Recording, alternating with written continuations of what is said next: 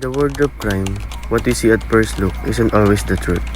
A body found hanging looks like a simple suicide, but legal medicine teaches us to look closer.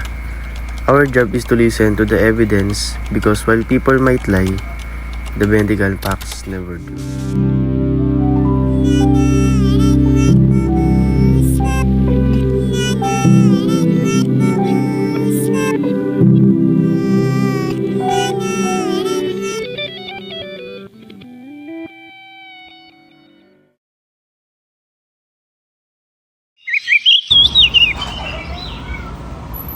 Diyan na pala kayo, Tay.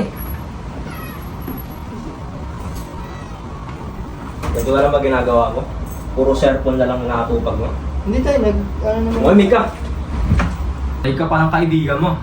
Matalino. Ikaw, cellphone ng cellphone, di mo na ako binigyan ng kahihiyan. Sorry, Tay. Babae naman ako eh. Alam ka lang polis, nakakahiya ka talaga. Wala kang kwenta.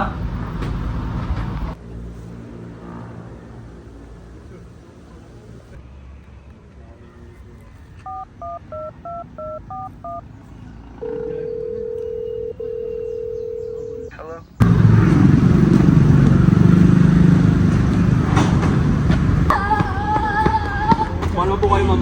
Marami po talagang case na mga bata na si suicide yun na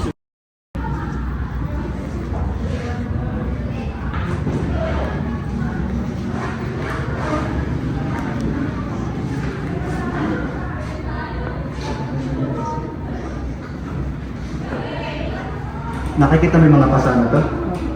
Maaaring hindi lang suicide ang kinamatay ng biktima. Ano kung posible yung namatay ng biktima? Posibleng patay na siya bago pa man siya ibitin. Tawagin mo ang lahi ng biktima. Mama, maaari na po kayo mama.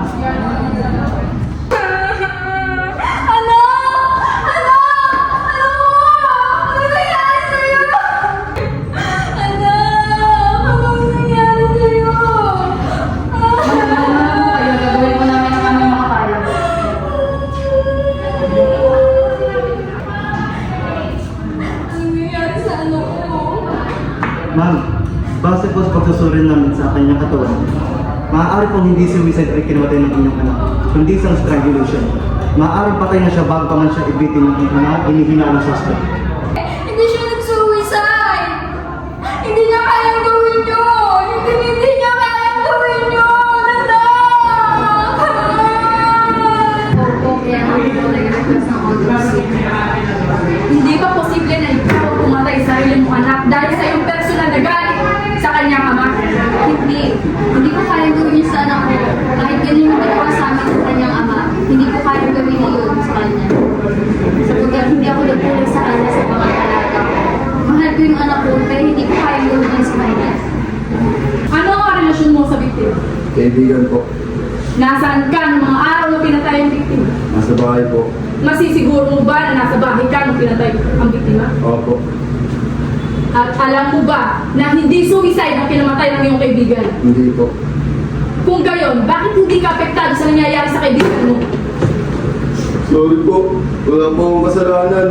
Hindi po akong gumawa, si Rex po. Sino Rex? Isa po namin kaibigan. Kilala mo ba si John Eleazar Abaracoso? Opo. Ano ang relasyon mo sa biktima? Kaibigan ko. Nasaan ka ng mga araw na pinatay ang biktima? Nasa bahay lang po ako. Nag-aaral.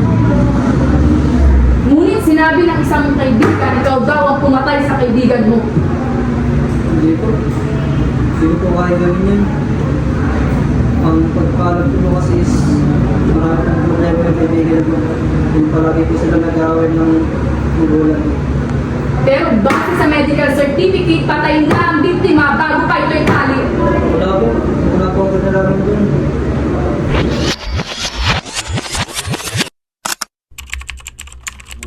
Ready na lalabat laging full mga pussy wag lang wag swing lang sa pool ganito ang lifestyle na drop out sa pool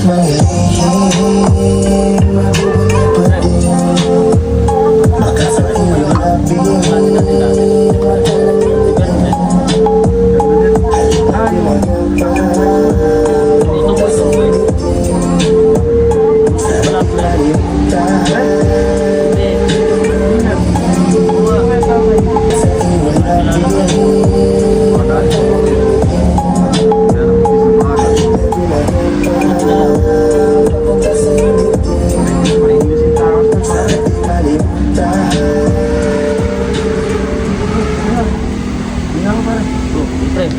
Ako na kami, pre. Ingat kayo. Pre, marami, pre.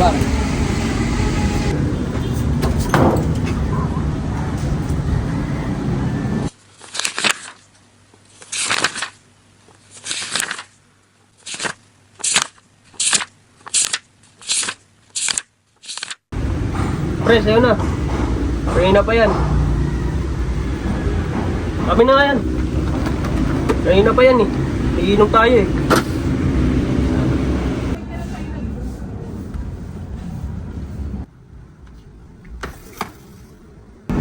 Ano ba kasi problema mo? Lifestyle in the drop out of school.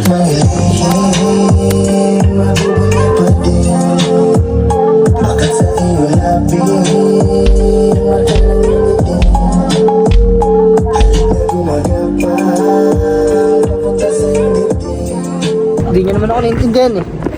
Ikaw na lang palagi magaling.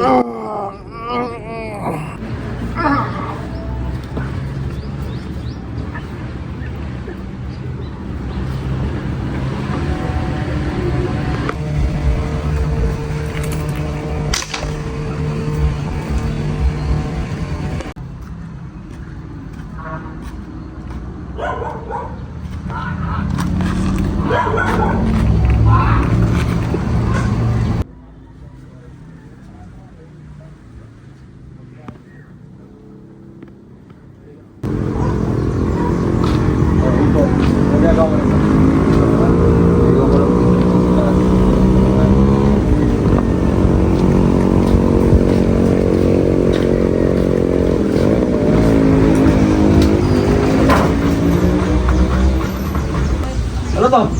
Anong patakang ginawa mo? Tay, di ko naman sinasadya. Wala ka talagang kwenta. Ano? Ikaw, huwag kang maingay dito ah. Ako nang bahala rito.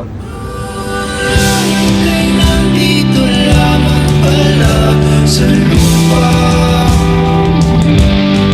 At ang impyerno ay nasa isipan ko.